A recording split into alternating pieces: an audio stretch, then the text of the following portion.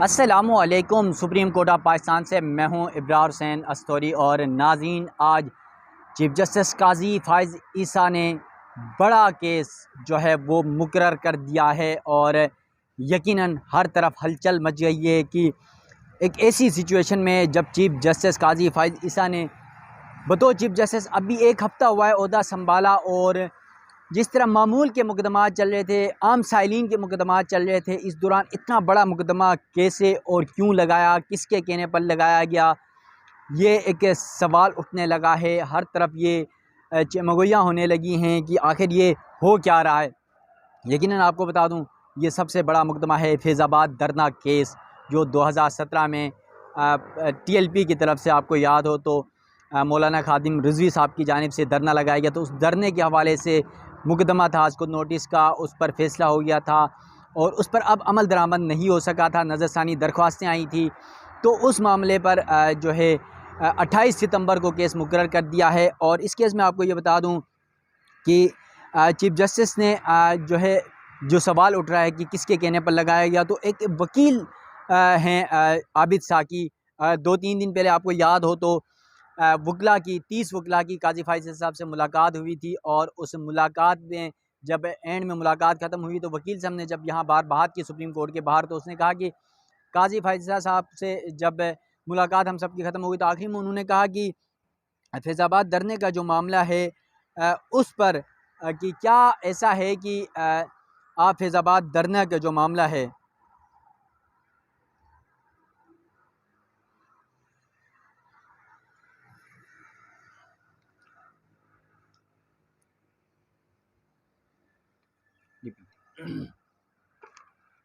फैज़ाबाद जो धरना है उस मामले पर जब वकील आबिद साकी ने चीफ जस्टिस पाकिस्तान काजी फ़ाइज़ साहब से ये सवाल किया था, उन्होंने हमें ये जो बताया, जो उनकी अपनी ज़बानी है, कि चीफ जस्टिस से जब उनकी मुलाकात ख़त्म हुई तो आखिरी में उन्होंने कहा कि फैज़ाबाद धरने पर अमल दरामद होना चाहिए, आप इसका मुकदमा लगाएं और अमल दरामद शुरू करें। तो काजी साहब ने उस वकील साहब को, जो आबिद साकी साहब हैं, उनको ये जवाब दिया कि क्या अगर मैंने इस केस को समाअत के लिए मुकर्रर नहीं किया तो क्या मेरे ख़िलाफ़ आप धरना दोगे। तो जो वकील हैं आबिद साकी, उन्होंने कहा अगर आपने अमल दरामद नहीं किया तो मैं धरना दूंगा। ये उनके अल्फाज हैं, क्योंकि मैं इससे पहले ये वीडियो आज ही सुबह अपलोड कर चुका हूँ। ये वीडियो भी आप देख सकते हैं, उनकी अपनी ज़बानी है आबिद साकी की, और उन्होंने सारी चीज़ें खुलकर बता दी हैं। इसके साथ साथ यहाँ पर बहुत सारे सवालात ये भी उठ रहे हैं कि क्या चीफ जस्टिस काजी फ़ाइज़ ईसा ने नवाज़ शरीफ साहब को खुश कराने के लिए ये मुकदमा लगाया है, या फिर वकील के कहने पर यह मुकदमा लगाया गया है, या फिर जो इस्टेब्लिशमेंट है, जिसको हम रावलपिंडी भी कहते हैं, भाई लोग भी कहते हैं, क्या उनके कहने पर या उनके साथ कोई गुफ्त शनीद हुई है या कोई इशारा मिल गया है, उस वजह से ये केस मुकर्रर किया गया है। ये बड़े सवालात उठ रहे हैं। और आपको पता है इस मुकदमे में साबिक army chief general Qamar Javed Bajwa और उस वक्त के DG ISI फैज़ हमीद का नाम उस वक्त आ रहा था। ये कयास आराइयाँ चल रही थी कि शायद कि ये धरना उनके इस धरने के शुरका हैं, उनको जो है हिमायत हासिल है उनकी इस्टेब्लिशमेंट की। तो ये सारे बातें चल रही थी। और अब क्या हो सकता है कि इस्टेब्लिशमेंट ये चाह रही है कि जिस तरह फ़ौज के जो सिपह सालार हैं वो कह चुके हैं कि मुल्क में जो दिगर मामलात पर एहतसाब होता है, फ़ौज के अंदर भी फ़ौज हमेशा कहती रही है कि उनके अंदर से भी एहतसाब होता है। तो क्या कोई जनरल फैज़ और जो आर्मी चीफ थे साबिक कमर जावेद बाजवा के ख़िलाफ़ कोई एक्शन अंदर से भी होने जा रहा है, या फिर अदलिया कुछ करेगी, काजी फ़ाइज़ साहब कुछ करेंगे। और आपको पता है इसी धरने के बाद ही सोशल मीडिया पे ट्रोलिंग हुई, और फिर चीफ जस्टिस काजी फ़ाइज़ साहब जब जस्टिस थे तो उनके ख़िलाफ़ रेफरेंस भी, सदाती रेफरेंस भी आया PTI दौर हुकूमत में, और फिर 1.5 साल उन्होंने वो रेफरेंस भुगता, और जब उसका फ़ैसला आया तो वो उस फ़ैसले से बरी हुए। और फिर नाज़रीन, आपको ये बता दूं कि फैज़ाबाद धरना जब हुआ तो उस वक्त मैं खुद बज़ात खुद बतौर सहाफ़ी उस धरने में मौजूद था, उसकी कवरेज हम करते रहे। और उस धरने में बहुत सारे मसाइल का सामना करना पड़ा। एहतजाज के दौरान शेलिंग का मामला चलता रहा, और फिर तोड़ फोड़, जलाओ गिराव, अच्छा मारपीट, आपको पता है कारकुनान और पुलिस के दरमियान शेलिंग का सिलसिला जारी रहा। सहाफ़ियों को कई लोग उस दौरान ज़ख्मी भी हुए। और जब आखिरी में मुज़ाकरात हुए हुकूमत के साथ, तो उस मुज़ाकरात के बाद TLP के जो सरबराह थे खादिम रिजवी साहब अब इस दुनिया में नहीं रहे। मरहूम खादिम रिजवी साहब कि आखिरी प्रेस कॉन्फ्रेंस थी फैज़ाबाद दरना पुल के ऊपर, वहाँ पर उन्होंने एक प्रेस कॉन्फ्रेंस की और प्रेस कॉन्फ्रेंस में अचानक जो है वो दौरान प्रेस कॉन्फ्रेंस की किसी ने आके उनके कान में कोई ऐसी बात कह दी कि कहा कि तमाम मीडिया वालों को घेर लें, इनको कहीं जाने नहीं दें, ये क्या यहाँ क्या करने आए हैं। मतलब एक अजीब सी हलचल मच गई, हम सारे घबरा गए। ये तफसीलात भी आपके सामने रखता हूँ, लेकिन इससे पहले थोड़ा-सा सुप्रीम कोर्ट में जो इस केस का मामला है, इस केस का बैकग्राउंड, ये केस है क्या? इसका मामला कब से शुरू हुआ? सुप्रीम कोर्ट ने किस तरह इसको नोटिस लिया और फिर जो है ये मामला कहाँ तक पहुँचा, ये सारे भी आपके सामने रखने की कोशिश करूँगा। तो नाज़रीन, आपको ये बता दूँ कि चीफ़ जस्टिस काज़ी फ़ाइज़ साहब की जानिब से जो नज़रसानी दरख्वास्तें थी फैज़ाबाद धरने से मुतल्लिक़, ये गुज़िश्ता रात तकरीबन 9 से 10 बजे के दरमियान जो है वो काज़ लिस्ट के मुताबिक ये 28 सितंबर को मुकर्रर किया गया है। इसकी नज़रसानी दरख्वास्तों पर समाअत होगी और चीफ़ जस्टिस काज़ी फ़ाइज़ साहब खुद इस बेंच की सरबराही करेंगे और जस्टिस अतर मिनल्ला और जस्टिस अमीनुद्दीन खान इस बेंच का हिस्सा होंगे। इसके साथ-साथ नवंबर 2018 में आपको ये बता दूँ थोड़ा-सा बैकग्राउंड इस केस का, फैज़ाबाद धरने से मतलब जब काज़ी फ़ाइज़ साहब जस्टिस थे, जज थे, तो उन्होंने आज को नोटिस लेने के लिए दौरान समाअत जो है मामला चीफ़ जस्टिस उस वक़्त के साकिब निसार साहब को भेजा था और ये मामला इस वक़्त तरह शुरू हुआ था कि एक वकील है इब्राहिम सत्ती, वो अदालत में लेट पहुँचे काज़ी फ़ाइज़ साहब की, तो काज़ी फ़ाइज़ साहब ने उनसे पूछा आप लेट क्यों हुए? तो उस पर जो सत्ती साहब हैं, इब्राहिम सत्ती साहब वकील, उन्होंने कहा कि फैज़ाबाद में धरना चल रहा है, रास्ते ब्लॉक हैं, आने-जाने के रास्ते है नहीं, तो इस वजह से लेट हो गए और उसी वकील की इस बात पर काज़ी फ़ाइज़ा साहब ने मामला टेकअप किया और आज खुद नोटिस के लिए चीफ़ जस्टिस से साकिब निसार साहब उनको भिजवाया और फिर चीफ़ जस्टिस साकिब निसार साहब ने आज खुद नोटिस लिया और फिर बेंच तश्कील दिया गया जिसमें जस्टिस काज़ी फ़ाइज़ ईसा और जस्टिस मुशीर आलम पर मुश्तमिल बेंच तश्कील दिया गया। और इस केस में आपको ये बता दूँ कि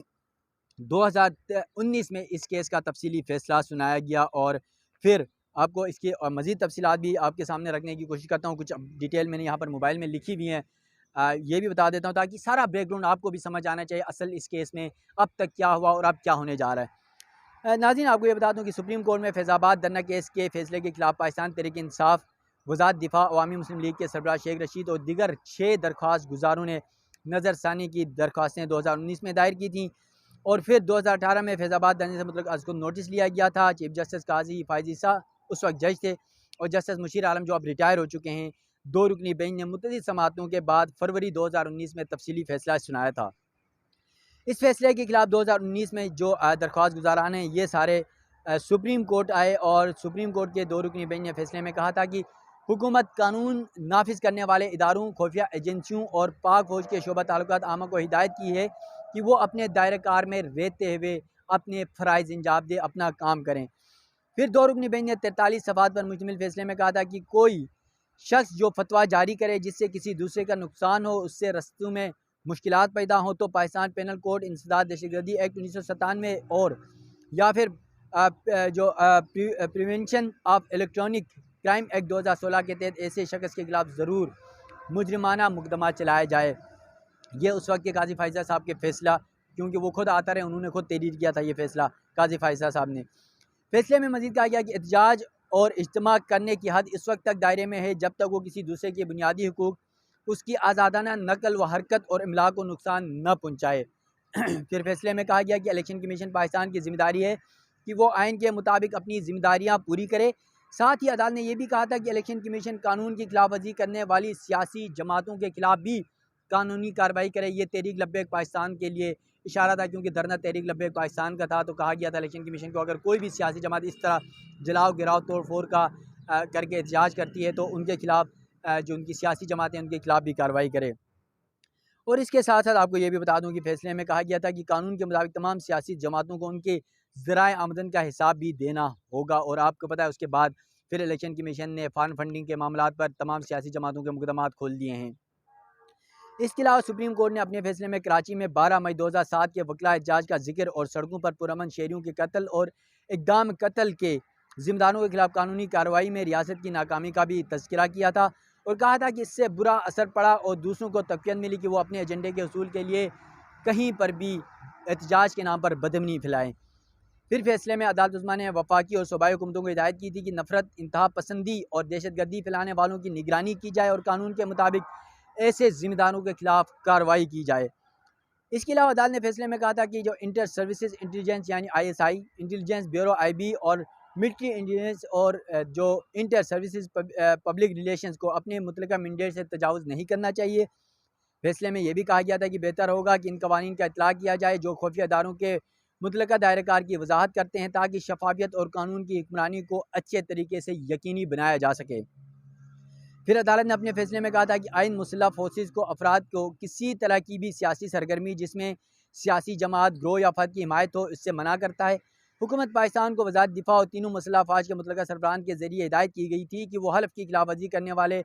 एहलकारों के खिलाफ कार्रवाई करें। जो एक इल्ज़ाम है, जो इल्ज़ाम था, वो आज भी इल्ज़ाम है, लेकिन उसमें यह था कि कुछ सिक्योरिटी फोर्सेस की जानिब से धरने वालों को जो है वो सपोर्ट फराहम की जा रही है, ये इल्ज़ाम था। और फिर आपको ये बता दूँ, फैज़ाबाद धरना जो केस था उससे मुतल्लिक़ भी आपको तफ़सीलात बता देता हूँ कि उसमें असल में ये धरना क्यों दिया गया था। रावलपिंडी और इस्लामाबाद के जो दरमियान जो संगम है, फैज़ाबाद के पुल जिसको हम कहते हैं इंटरचेंज, वहाँ पर TLP की जानिब से ख़त्म नबूवत के हलफनामे में मुतनाज़ा तरामीम के खिलाफ 5 नवंबर 2017 को धरना दिया गया था और हुकूमत ने मुज़ाकरात के ज़रिए धरने पर पुरअमन तौर पर ख़त्म करने की कोशिश की, मगर नाकाम। और फिर इस्लामाबाद हाई कोर्ट की जानिब से फैज़ाबाद खाली कराने के हुक्म के बाद धरना मुजाहिरीन के खिलाफ 25 नवंबर को ऑपरेशन किया गया था और इसमें सिक्योरिटी एहलकारों समेत 100 से ज़ायद अफराद भी ज़ख्मी हुए थे। इस धरने के नतीजे में वफाकी दारकूमती निज़ाम ज़िंदगी मफलूज होकर रह गई थी और ऑपरेशन के बाद मजहबी जमात की हिमायत में मुल्क के मुख्तलिफ शहरों में एहतजाज और मुजाहरे शुरू हो गए और आवाम को जो है वो शदीद मुश्किलात का सामना भी करना पड़ा था। 27 नवंबर 2017 को हुकूमत ने वज़ीर कानून जाहिद हामिद के इस्तीफ़े समेत उस वक्त मुस्लिम लीग नून की हुकूमत थी, नाज़रीन आपको ये बता दूँ, तो उनके जो वज़ीर कानून थे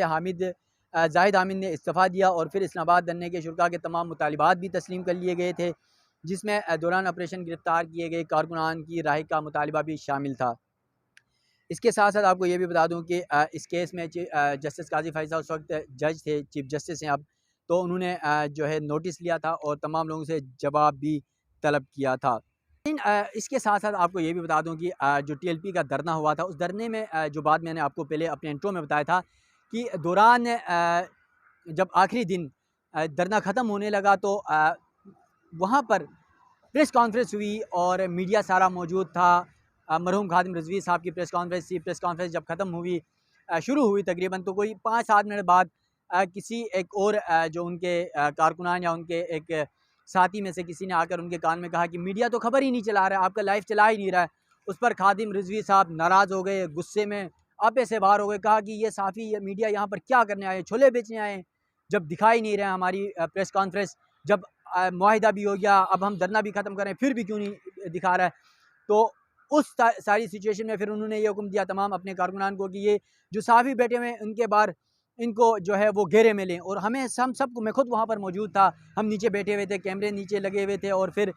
जो खादिम रिजवी साहब थे मरहूम, वो नीचे बैठ के प्रेस कॉन्फ्रेंस कर रहे थे अपने दीगर जो उलमा कराम के साथ। तो उस पर हम सारे घबरा भी गए, क्योंकि थोड़ा सा जिस तरह धरने के दौरान की सूरत हाल रही तो बड़ी परेशानी भी हुई। फिर हम सब ने उनसे रिक्वेस्ट की, हमारे तमाम मीडिया के दोस्तों ने, कि हमारा काम सिर्फ खबर रिपोर्ट करना है, आगे चलाना नहीं चलाना इदारों का काम है, वहाँ ऑफिस में बैठे जो हमारे ज़िम्मेदारान हैं उनका काम है। और उस पर फिर उनके जो साथी कुछ एक आलिम दीन थे, उन्होंने उनको समझाया कि ये बेचारे तो मुलाजिम लोग हैं, इनका क्या कसूर है, ये तो हमारी कवरेज पे यहाँ पर मौजूद हैं, लेकिन जिन्होंने नहीं दिखाया वो उनके लिए मसला है। फिर खादिम रिजवी साहब ने एक दुआ करवाई और वहाँ पर कहा कि ये इंसाफ अल्लाह करे कि हमारी प्रेस कॉन्फ्रेंस इन्होंने नहीं दिखाई और ये इस तरह की सिचुएशन, इस तरह की हरकत नहीं होनी चाहिए। और दुआ के बाद हमारी भी जान छूटी यकीनन, जो हम घबराए हुए थे। और फिर हम वहाँ से निकले और फिर फैज़ाबाद का धरना ख़त्म हुआ। और अब जब सुप्रीम कोर्ट में ये मुकदमा चलने जा रहा है तो इसमें भी बड़ी डेवलपमेंट्स होगी और ये डेवलपमेंट्स अब किस किस के ख़िलाफ़ एक्शन होगा, ये तो जो है इसमें मज़ीद डेवलपमेंट्स सामने आती रहेंगी। और यकीनन काजी फ़ैज़ा साहब ने जो मुकदमा यहाँ पर लगाया है, 28 सितंबर को इस अहम केस की समाअत होनी है और बहुत सारे सवालात जन्म ले रहे हैं कि आखिर ये मुकदमा ऐसी सिचुएशन में क्यों और किस लिए लगाया गया। यकीनन ये तो काजी फ़ैज़ा साहब बेहतर जानते हैं और इसका जब केस का मामला सामने आएगा, केस होगा, तो उसके बाद ही तमाम तफसीलात समझ आएंगी कि आखिर अदालत क्या फ़ैसला देती है, क्योंकि इस केस में अमल दरामद भी नहीं हुआ, अमल दरामद भी होना है। फिर जो नज़रसानी दरख्वास्तें हैं उस पर क्या कुछ किया जा सकता है, और फिर जो एक माजी में तासुर था कि इस्टेब्लिशमेंट और काजी फ़ैज़ल साहब के ताल्लुकात बेहतर नहीं रहे, क्या अब वो ताल्लुकात बेहतर हो गए हैं या बेहतर नहीं हैं? सियासी जमातों के साथ उनका रवैया कैसा है? ये केस बड़ा मैटर करेगा। यकीनन हम सब की नज़रें, वकला की नज़रें, अवाम की नज़रें इस वक्त चीफ जस्टिस काजी फ़ैज़ ईसा के इस अदालती फ़ैसले पर अमल दरामद और फिर इस मुकदमे के ऊपर है। देखना यह है कि 28 सितंबर को चीफ जस्टिस का जब कमरा अदालत नंबर 1 में काजी फ़ैज़ल साहब का बेंच लगेगा, तो इस मुकदमे में क्या कुछ होता है,